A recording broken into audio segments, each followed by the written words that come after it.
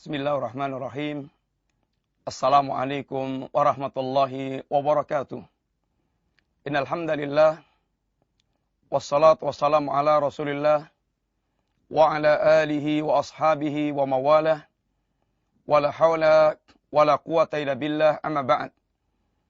Alhamdulillah, para pemirsa yang rahmati Allah Subhanahu wa taala, di antara yang harus menjadi perhatian setiap kita, khususnya pada hari-hari yang seperti ini, ada yang sebuah realitas yang berulang setiap tahun. Hingar-bingar manusia menyambut tahun baru. Yang menjadi catatan tentunya, seandainya yang melakukan orang yang mereka, seandainya yang melakukan mereka adalah bukan muslimin, maka kita tidak akan ada urusan. Akan tetapi ketika yang kemudian mayoritas yang terjun melakukan al-muslimin, maka kita pun perlu mencermati sesungguhnya bagaimana seharusnya seorang muslim dalam mensikapi setiap perkara. Dan tentu kita telah diajarkan sebuah kaidah kehidupan agar kita selalu mengembalikan segala perkara kepada bimbingan agama kita yang hak, yang sempurna, itu Al-Quran dan As-Sunnah. Hingar-bingar tahun baru sungguh telah menjadi sebuah perkara yang mentradisi.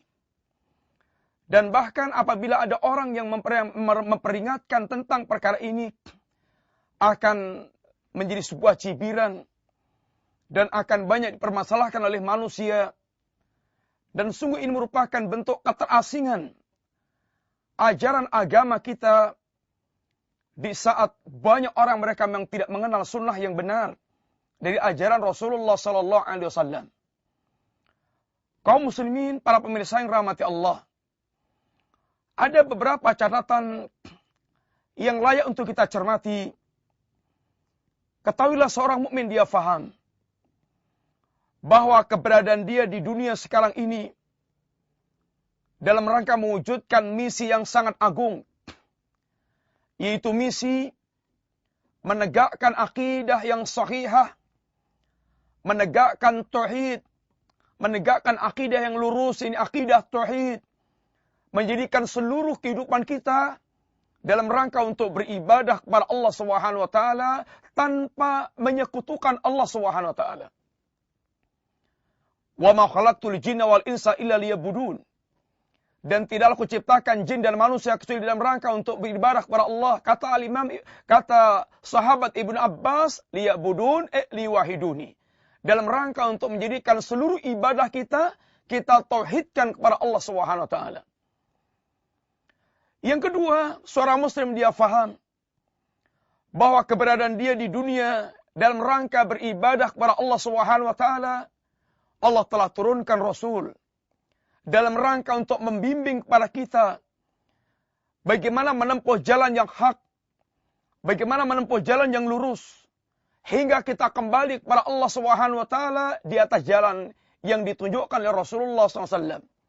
Ittabi'u ahsana ma unsila ilaikum min rabbikum. Ikutilah perkara terbaik yang Allah telah turunkan kepada kalian.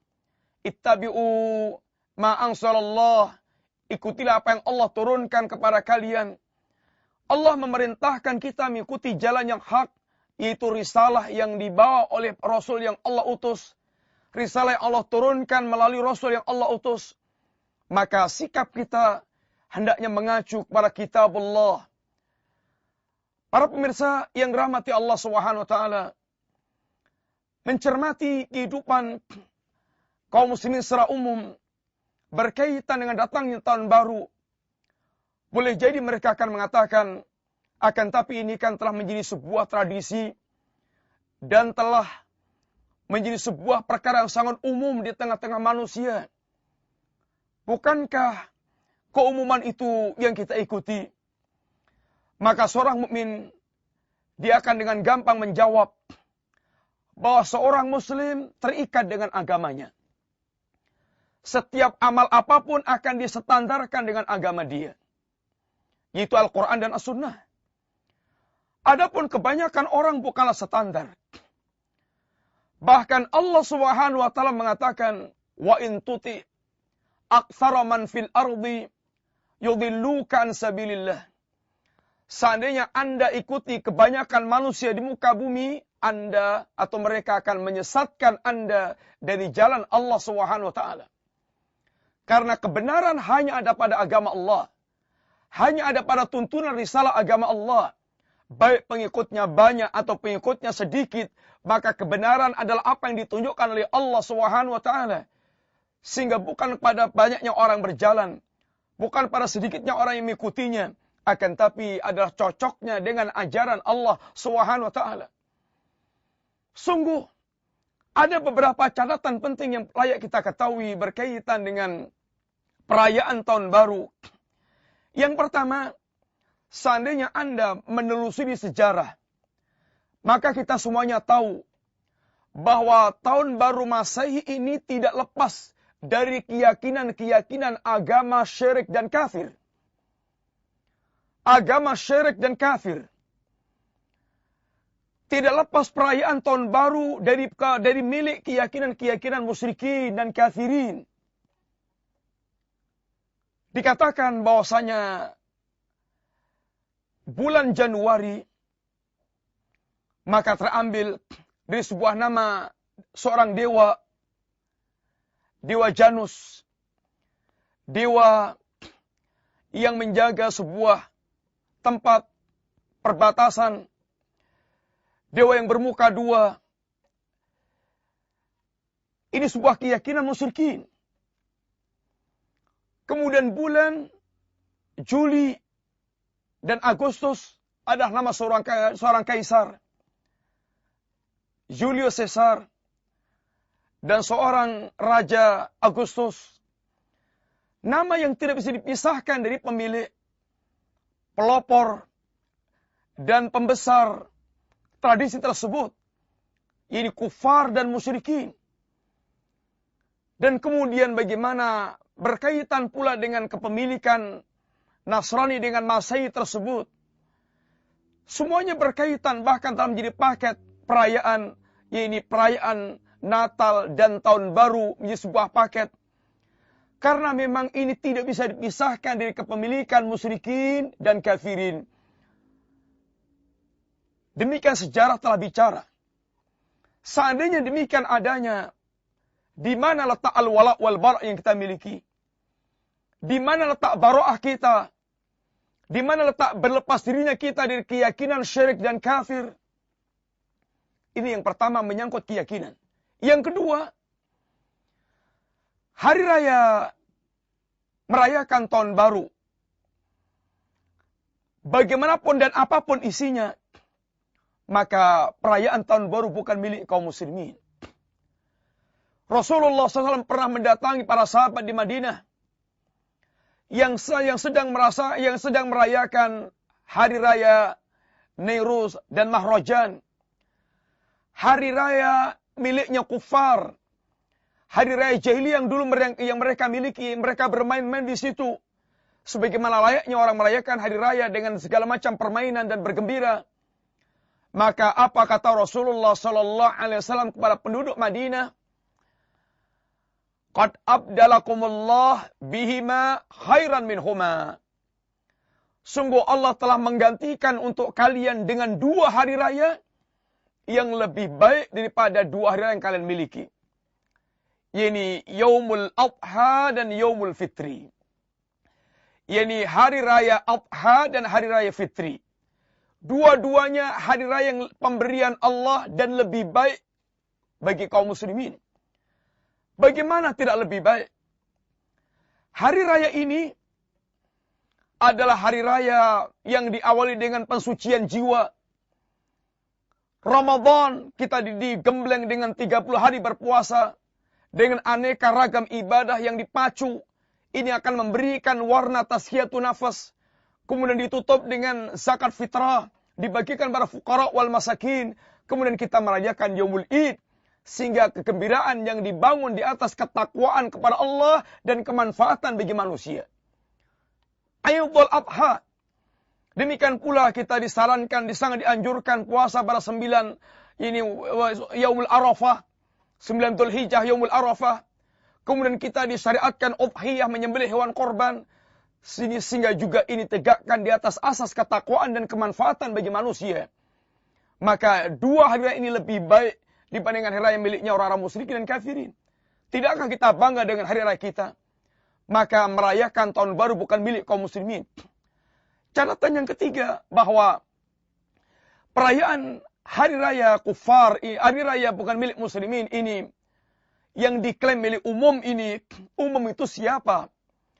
Maka saat itu bukan dari Islam. Dan kemudian kita ikut merayakannya, maka sungguh kita telah terjerumus dalam sikap tasyabuh, sikap meniru-niru orang kafir, yang Rasulullah SAW kita mengajarkan kepada kita, mengatakan, menegaskan, man tasabbaha biqaumin fahuwa minhum.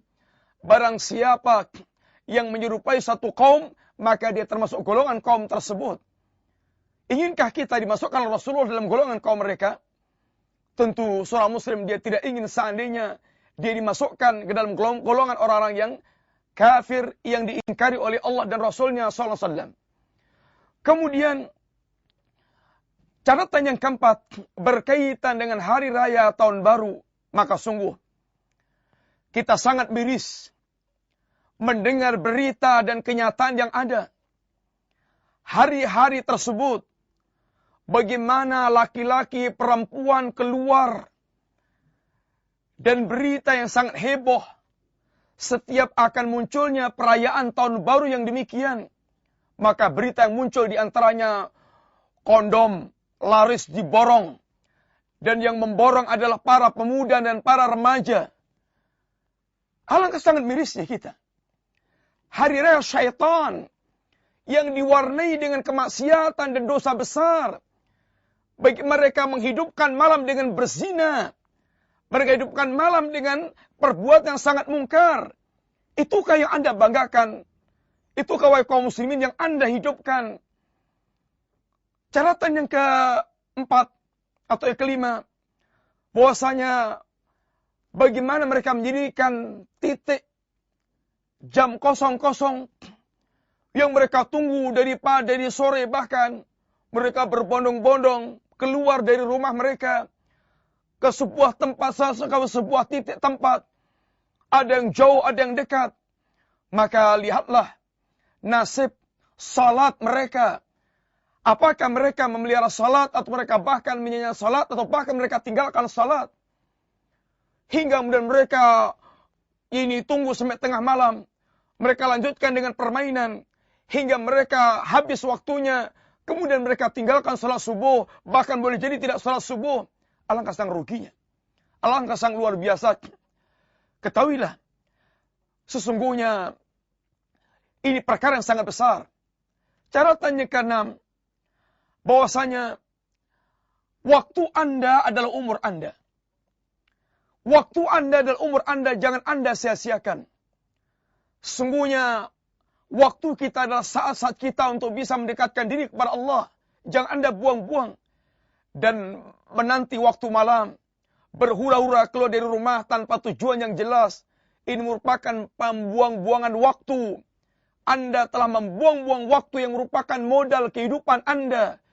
Jangan sampai Anda terlambat dengan tidak memiliki amal karena membuang-buang waktu Anda sia-sia. Dan alangkah Nabi telah mengingatkan kepada kita, nikmatan mahbunun kathirun fihima minan nas. Ada 2 nikmat yang banyak manusia menyanyiakan 2 nikmat tersebut. Tidak mengambil keuntungan darinya. As-sihah wal faragh. Sehat dan waktu luang. Dan catatan yang ke-7. Bahwasanya bagaimana manusia telah menjadi kawan-kawan syaitan dengan pemborosan yang mereka lakukan di malam-malam tersebut. Uang mereka buang sia-sia. Mereka belikan kembang api, mereka bakar, kemudian mereka ini berhura-hura dengan perkara tersebut. Maka mereka telah melakukan pemborosan harta, membuang harta sia-sia, dan ini merupakan kawan syaitan. Innal mubadzirina kanu ikhwana syayatin. Sungguhnya sikap tabdzir, menyanyiakan harta adalah kawan-kawan syaitan. Dan syaitan telah menjebak Anda dalam lingkaran syaitan dengan jebakan syaitan demikian. Para pemirsa yang rahmati Allah Subhanahu wa taala, demikian pula catatan yang sangat penting untuk Anda tanyakan pada diri Anda dengan Anda berhura-hura di malam tahun baru. Siapa yang Anda contoh? Apakah Anda mencontoh Rasulullah? Apakah Anda mencontoh para sahabat? Apakah Anda mencontoh para ulama yang saleh, pendahulu yang saleh? Ataukah Anda justru mengikuti tradisinya orang-orang yang rusak, orang-orang jahat yang fasik, orang-orang kafir bahkan musyrik? Ingatlah sabda Rasulullah SAW. Ketika datang seorang badui kepada Nabi, lalu Badui mengatakan, mata sa'ah, kapan datanya kiamat ya Rasulullah? Maka Nabi menjawab dengan jawaban yang mengobati dan bermanfaat. Ma a'data li sa'ah. Apa yang Anda telah siapkan menghadapi as-sa'ah. Maka kata si Badui, hubbullah wa rasulih. Kecintaanku kepada Allah dan Rasulnya ya Rasulullah. Kata Nabi, anta ma'a man ahbabta. Anda akan bersama dengan orang Anda cintai. Anda akan bersama dengan orang Anda cintai. Dengarkan perkataan Anas bin Malik yang meriwayatkan hadis ini. Apa kata Anas? Uhibbullaha wa rasulahu wa Abu Bakr wa Umar wa arju an akuna ma'ahum walau lam a'mal bi a'malihim. Aku mencintai Allah, aku mencintai Rasulullah, aku mencintai Abu Bakar dan Umar, dan aku berharap bisa bersama dengan mereka sekalipun aku tidak bisa beramal sekualitas amal mereka. Para pemirsa yang rahmati Allah, khawatirkan diri Anda. Seandainya Anda ternyata dengan amal itu, kecintaan Anda kepada orang fasik, yang kafir, yang musyrik, yang zalim, jangan sampai Anda nanti dikumpulkan Allah bersama dengan mereka. Karena berarti dengan Anda menghidupkan malam yang bukan milik muslimin, Anda telah mencintai mereka. Dan khawatirkan diri Anda akan bersama dengan mereka di Jahannam. Wal'iyadzubillah. Mudah-mudahan kalimat-kalimat singkat yang kita sampaikan menjadi renungan buat kita, bahwa seorang muslim tidak akan mulia kecuali dengan Islamnya. Banggalah dengan identitas Islam Anda. Dan hidupkan agama Anda. Itu yang akan menjadikan Allah memuliakan kita. Karena kita mulia dengan Islam dan bukan dengan yang lainnya. Sebagaimana perkataan Umar bin Khattab radhiyallahu anhu, beliau mengatakan, inna kunna adzalal qaum. Kita ini dulunya kaum yang hina, yang rendah. A'azzanallahu bihadzal Islam. Lalu Allah memuliakan kita dengan Islam. Famahma natlubul izzata bighairil Islam, adzallanallah. Maka kapan saja kita mencari kemuliaan bukan dengan Islam, Allah akan menghinakan kita. Mudah-mudahan manfaat. Wassallallahu ala nabiyyina Muhammadin wa ala alihi wa sahbihi wasallam. Assalamualaikum warahmatullahi wabarakatuh.